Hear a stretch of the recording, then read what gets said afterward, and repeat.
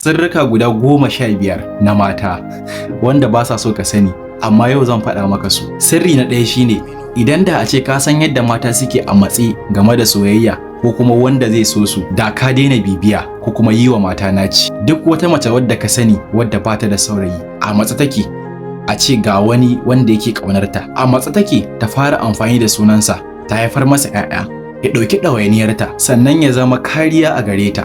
Na biyu shine, su fa mata ba ruwansu da shekarunka, yanayinka ko kuma in ce shigarka. Wasu mazan suna ganin kamar wannan abubuwan da na lissafa zai hana ka karɓuwa ko kuma ya hana ka samun shiga a wurin mace. Na uku shine, mace za ta so ka tabbas, amma mace ba za ta taɓa son ka ba yadda kake tunanin ko kuma yadda kake so ta so ka, saboda na tabbata ba kai ne masoyinta na farko ba. Abin mamakin shine, soyayyar mace ta farko ita ce soyayyar mahaifinta ko kuma mutumin da ya fara kwanciya da ita, ko kuma mutumin da ya ajiye mata wani shauki a cikin zuciyarta. Idan har baka cikin wannan mutanen da lissafa, to ka sani kai da sauran mutane duk ɗaya kuke a wurinta. Na hudu shine, duk kyan mace ba ta sanin tana da kyau har sai wani namijin ya faɗa mata cewa tana da kyau. A nan ne kuma alfahari da jiji da kai zai fara taka rawar gani. Na biyar shine, duk wata mace da ka sani ko a ina take, ko wace ce ita, ko me take yi, ba ta da ƙwarin gwiwa. Misali shine, zaka ga yadda mace take rike hannun mijinta kamkam idan sun shiga cikin jama'a.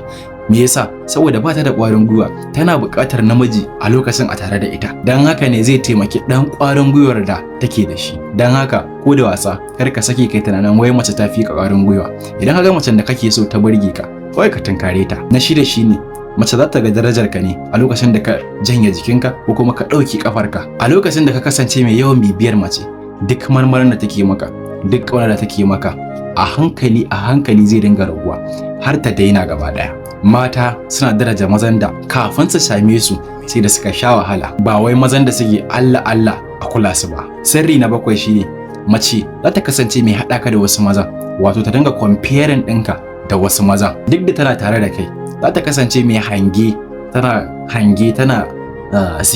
tana skimming don ta ga ta samu wanda ya fi ka. Idan kuwa ka gaza, nan da nan za ta miye gurbinka, ba ku ɓata lokaci. Sirri na 8 shine, mace za ta yaudare ka a lokacin da ta ga ka banzatar da ita. Idan ta ji a ranta baka ɗauke ta da muhimmanci ba, za ta nemi wani wanda zai saka ta ji hakan a ranta, ko da kuwa a ce sai ta yaudare ka hakan za ta faru. Sirri na 9 shine, idan baka taɓa soyayya ko kuma mu'amala da mata ba, ba za ka taɓa iya kaucewa tarkonsu ba, saboda da zarar ka haɗu da mace za ka fara jin wani abu a ranka kafin ka yi ƙoƙarin ka ga ka yi ignoring ɗinta. Ka saka wannan a ranka, mace ba za ta taɓa ƙaunar abin da bata san da shi ba.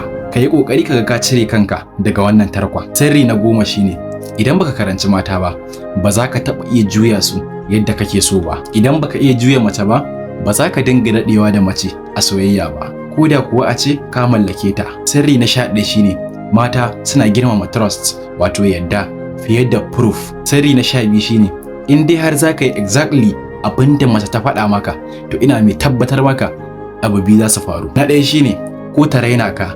Na biyu shine, ko ka rasa ta. Mata ba sa girmama mazan da suke iya juyawa yadda suke so.